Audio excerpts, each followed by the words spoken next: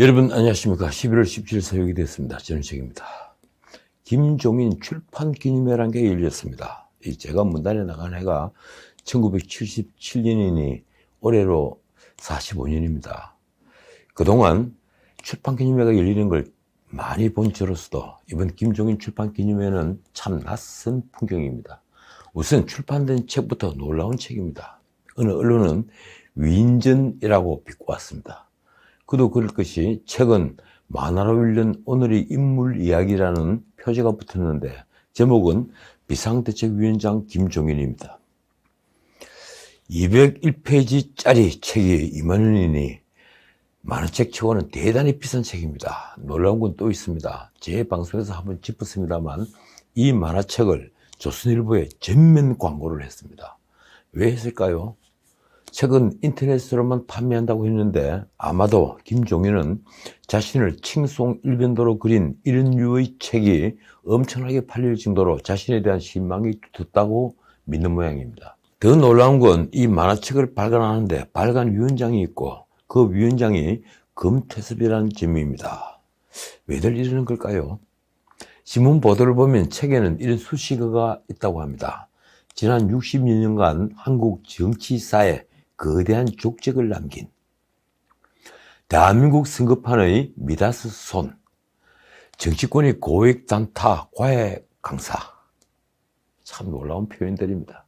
이 만화책은 김종인 본인이 자료를 제공했고 자문과 감수를 했다고 하니 낯간지러운 일을 했다고 해야 합니까? 직설적으로 말하자면 참으로 뻔뻔한 자기 선전을 했다고 할까요? 그가 남겼다는 거대한 족적을 보겠습니다. 그는 박근혜 비대위의 비대위원과 민주당의 비대위원장 그리고 황교안 대표 때 자유한국당 총괄 선대위원장을 맡아 총선에서 사상 최대의 참패를 한 뒤에 놀랍게도 비대위원장을 맡았습니다. 더 놀라운 건 그가 당을 바꿔가며 비례대표 의원만 5번을 한 불멸의 기록을 가지고 있다는 점입니다. 도대체 명리를 얼마나 탐해야 하는 겁니까? 그런데 그것보다는 정동영 캠프에서 국민행복 시대를 외쳤고 박근혜 캠프에서도 국민행복, 경제민주화를 외쳤으며 문재인 민주당에 넘어가 총선을 지휘했다가 이후 밀려난 뒤에 자유한국당으로 올 정도로 그가 이념을 초월한 사람이라는 점은 경탄을 자아내게 합니다. 도대체 그가 성공한 선거가 무슨 선거이기에 그는 스스로를 선거판의 미다스 손이라고 했을까요? 유일하게 성공했던 2012년 대선에서도 그는 선거 전에 박근혜와 사실상 결별했고 그 선거는 김무성이 지휘했습니다. 금태섭은 이 책 발간의 이유를 이렇게 말합니다. 김 전 비대위원장이 걸어온 길을 보면서 우리에게 필요한 리더십이 어떤 건지를 생각해달라. 그렇다면 제가 묻겠습니다. 도대체 그가 걸어온 길에 무엇을 본받으라는 것입니까? 아니면 저렇게 살면 안 된다며 만민교사로 삼으라는 것인가요? 김종인은 1993년 노태우 정부 청와대 경제수석 당시에 동아은행에서 2억 1천만 원을 수수한 혐의로 징역 2년 6월에 집행유예 4년이라는 형이 확정됐습니다. 기자는 자기 반성이나 기타 인간적인 면모를 보여주지 못한 것은 크게 아쉽다고 썼습니다. 참 점잖게 쓴 겁니다. 책에서는 뇌물죄 전력을 집행유예로 풀려나고 나중에 사면 복권까지 됐지만 이라는 딱 한 구절로 넘어갔다고 합니다. 이 책을 리뷰하는 형식으로 쓴 기자의 글이 이채롭습니다. 취업 준비생이 읽으면 좋을 거라고 추천한다. 김 전 비대위원장 관련 각종 에피소드 구조와 취업을 위한 자소서 서술 방식이 비슷하기 때문이다. 언론은 그 김종인이 돌아온다고 취재 경쟁에 지금 불이 붙어 있습니다. 김종인이 돌아온다. 이 김종인이 윤석열의 요청에 못 이기는 척 총괄 선대위원장을 맡는다는 얘기입니다. 그는 김종인 원톱 체제를 요구했는데 아직은 이 문제가 해결되지 않았습니다. 일부 보도를 보면 이번엔 김병준이 걸림돌입니다. 군자금을 만지는 당 사무총장 자리엔 윤석열이 뜻대로 권성동이 앉을 모양이니 이 문제도 일단락된 듯합니다. 그런데 느닷없이 김병준이 암초로 떠올랐습니다. 김병준은 노무현 정부에서 청와대 정책실장에 이어 교육부 장관으로 발탁되었다가 논문 표절이 들통하면서 취임 18일 만에 물러난 사람입니다. 윤석열은 이 김병준과 최근 수시로 만나면서 통음하는 사이로 알려졌습니다. 그런 김병준을 김종인과 같은 총괄선대위원장을 시키려다가 총괄 아래 상임선대위원장으로 해서 사실상 투톱으로 간다는 게 최근의 소식이었습니다. 그런데 거기에 다시 삐걱대는 모양입니다. 김종인이 김병준을 끝내 용납하지 않기 때문이죠. 참 재밌습니다. 윤석열이 대통령이 됐을 때 이들이 총리 자리를 놓고 싸우는 모습이 훤히 그려지니 말입니다. 어제 중앙일보와의 인터뷰에서 기자가 김병준의 영입도 거론되고 있다며 의견을 묻자 그의 대답은 생각보다 매몰찼습니다. 나는 왜 그분이 요즘 거론되고 있는 것인지에 대해서 저는 사정을 잘 모르겠다. 어쨌든 윤석열은 15일 출판기념회에서 김종인에게 공개적으로 선대위 합류를 요청했습니다. 정치개혁뿐 아니라 국가의 대개조가 필요한 시점에 또다시 김 박사님께서 역할을 하셔야 될 때가 다가오고 있지 않은가 생각한다. 언론들이 전한 김종인의 대답은 간단합니다. 계기가 있으면 도와줄 수 있다. 속마음은 다를 텐데 말입니다. 윤석열이 출판기념회에서 밝힌 김종인을 공개적으로 모시는 이유는 이렇습니다.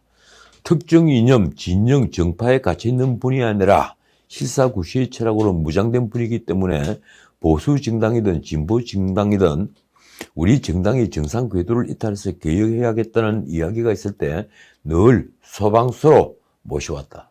이쯤 되면 언론 표현대로 공개 러브콜입니다. 그런데 김종인은 아직도 시큰둥한 스탠스를 취하고 있습니다. 선대위를 구성하는 후보가 알아서 결정할 일이지 제3자가 뭐라고 할 수가 없다. 그는 중앙일보와의 인터뷰에서는 윤석열을 산전수전 다 겪은 사람이라고 높이 평가하면서 아주 뼈있는 말을 했습니다. 당 안팎에 내가 안 왔으면 하는 사람이 더 많은 것 같다. 그 전에 윤석열 캠프 인사들을 자리 사냥꾼이니 파리떼로 표현하면서 선대위 전면 재구성을 요구한 입장에서 한 발도 더 나가지 않은 것입니다. 파리떼니 하이에나니 하면서 캠프 인사를 공격한 김종인과 이준석을 두고 김무성이 분열의 리더십을 보인다고 한 데 대해 그는 이렇게 맞받았습니다. 내가 보기엔 되지도 않은 소리를 했던데 대체 왜 그런 말들이 나오는지 도통 모르겠다. 어쨌든 지금 보시는 사진은 신문에 실린 것인데 출판기념회에서 김종인과 윤석열, 금태섭, 김동연 등이 기념 촬영을 한 것입니다. 대한민국이 다시 늪에 빠져드는 것 같은 느낌을 받는 것은 저뿐일까요? 그 김종인을 제가 비판하는 이유는 사실 따로 있습니다.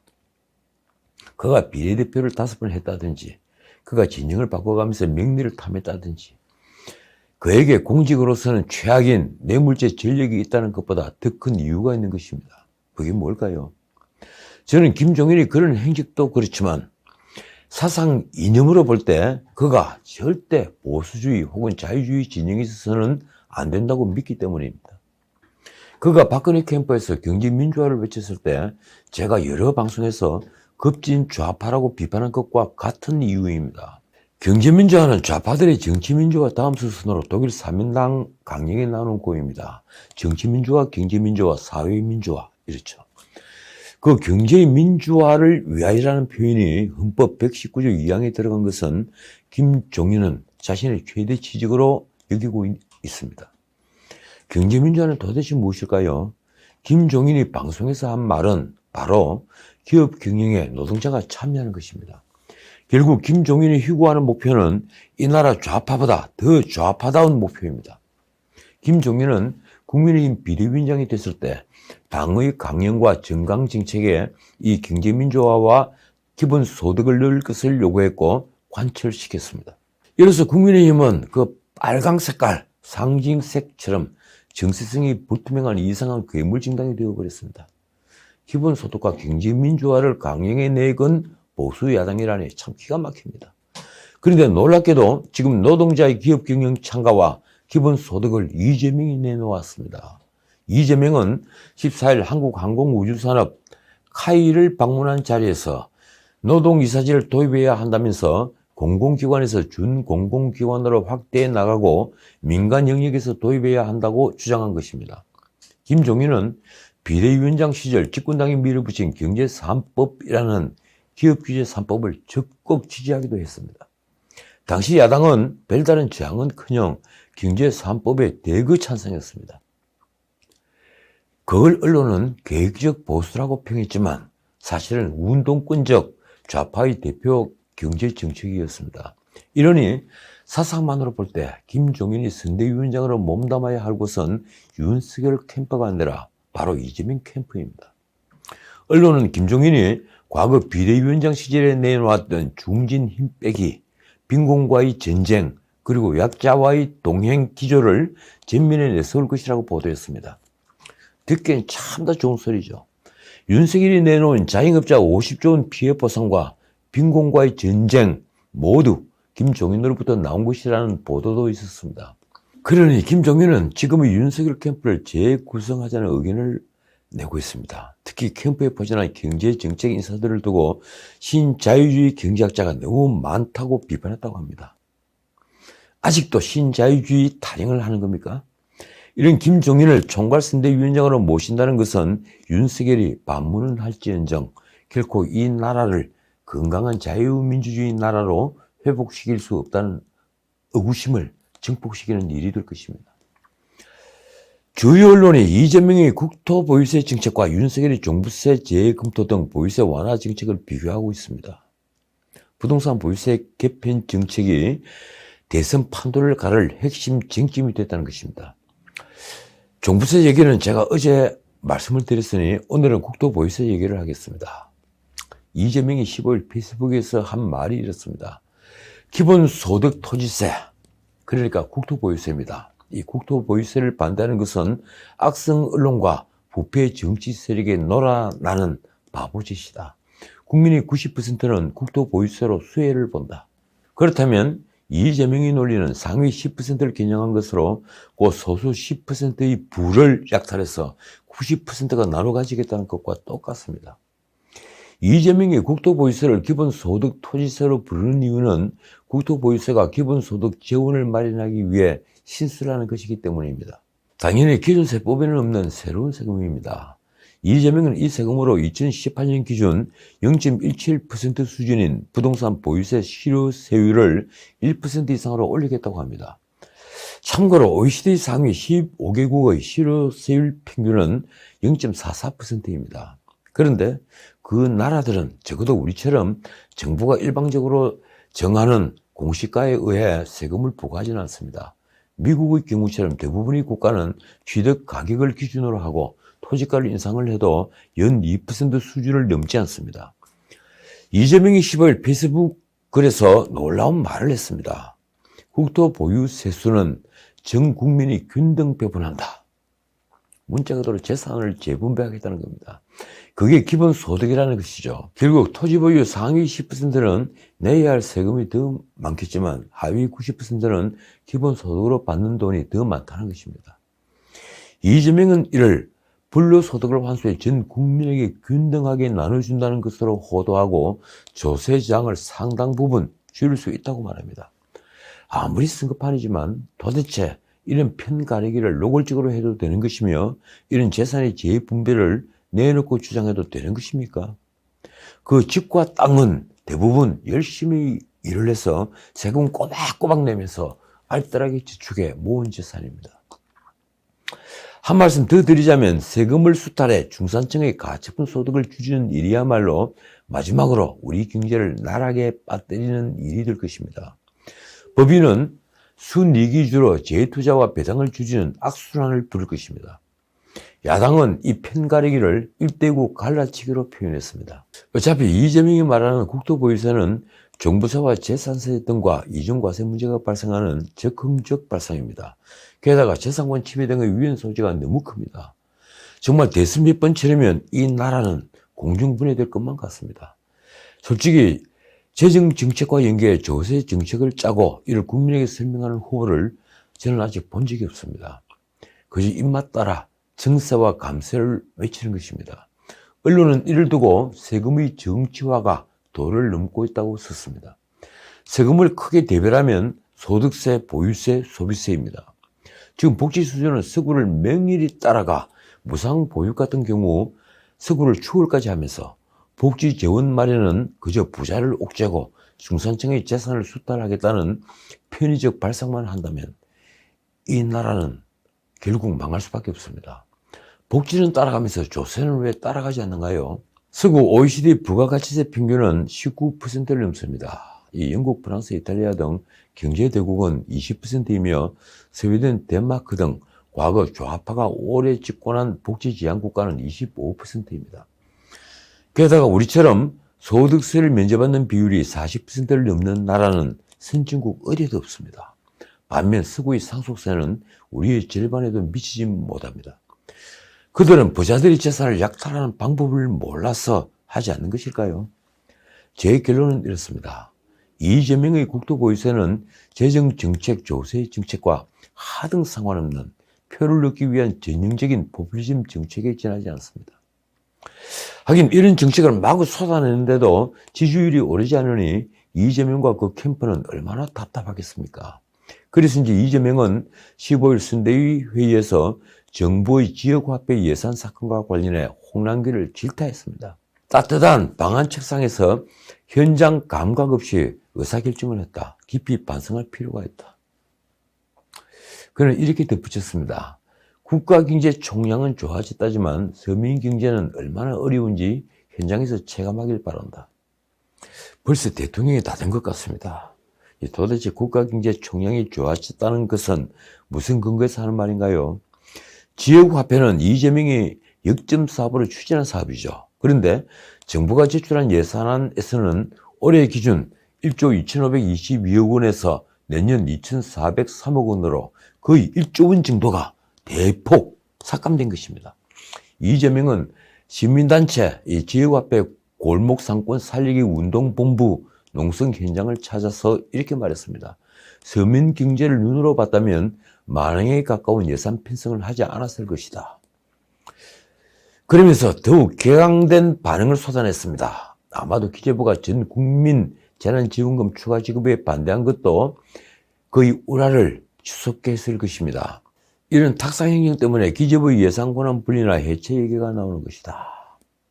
그러자 이재명 캠프는 문 대통령의 자존심인 소득주도 성장 정책과 부동산 정책의 문제점까지 들고 나왔습니다.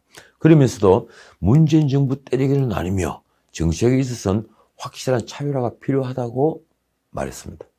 그런데 이미 이재명은 문 대통령 최대 실정 중의 하나인 부동산 문제에 대해서 문 대통령을 간접 공격하기까지 했습니다. 국민들에게 너무나 많은 고통과 좌절을 안겨드렸다고 사과하면서 이재명 정부에서는 높은 집값과 부동산 투기는 다시는 발생하지 않을 것이라고 한 게 바로 그것입니다. 그런데 이런다고 여론조사마다 50%를 훨씬 넘는 정권교체 여론이 수그러들지는 않을 것입니다.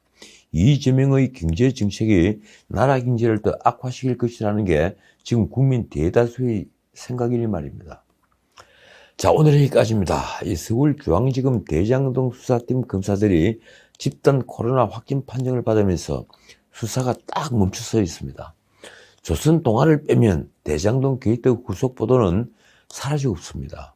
한겨레는 대신 도이치모터스 주가 조작 사건을 대문짝만하게 다뤘습니다. 김건희만 남았다며 말입니다. 그렇다고 이재명이 대장동 게이트의 늪에서 쉽사리 탈출할 수 있을까요? 정반대입니다. 시간을 끌면 끌수록 더 깊이 빠져드는 게 바로 늪의 원리입니다. 이재명은 대장동 게이트를 편향된 언론 보도 탓으로 돌리지만 그건 안하느니만 못한 주장이었습니다. 대장동 의혹을 언론 탓이라고 해서 과연 조국 사태 때처럼 지지층이 결집할까요? 그러기에는 사실관계가 이미 너무 많이 드러났습니다. 이재명은 이제 틈날 때마다 지지자들을 향해 우리가 언론이 돼야 한다고 호소합니다. 그가 언론에 드리는 적대감은 이 말로 드러납니다. 잘못한 게 없어도 잘못했을지도 모른다는 소문으로 도배가 된다. 정말 그런 겁니까? 작가 아나톨 프랑스가 한 말입니다. 멍청한 말이 수백만 명의 공감을 얻더라도 이는 여전히 멍청한 말일 뿐이다. 제가 이 말에 이렇게 덧붙이겠습니다. 진짜 멍청한 말은 수백만 명의 공감을 얻음으로써 더욱더 멍청해진다. 자, 오늘 마지막으로 오늘 오후 인터넷에 더 팩트가 보도한 사진이 이재명의 아내 김혜경이다 아니다로 시끄러웠습니다. 캠프는 온몸을 가린 스타워즈의 여인은 김혜경 씨가 아니라고 했습니다. 캠프가 말한 김혜경 씨는 검은 선글라스를 낀 여인이 찍힌 그 다음 사진입니다. 지금까지 전인책이었습니다.